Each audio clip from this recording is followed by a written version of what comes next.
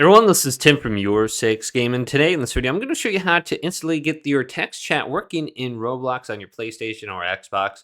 So the first thing you want to do is make sure you have crossplay enabled. So let's go on over to settings right here. And if it's enabled, you should be able to speak to people on different platforms now. So you can see it's enabled right there. And then let's back out and then join a game. So let's go to maybe this game right here and just select it.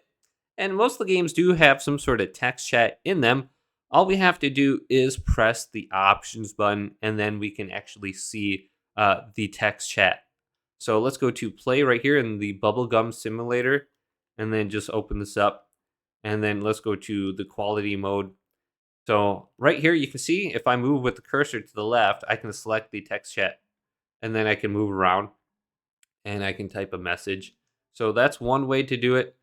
Otherwise, we can just back out and press options and then go down to chat right here. And then you can type in your message, press R2 and done.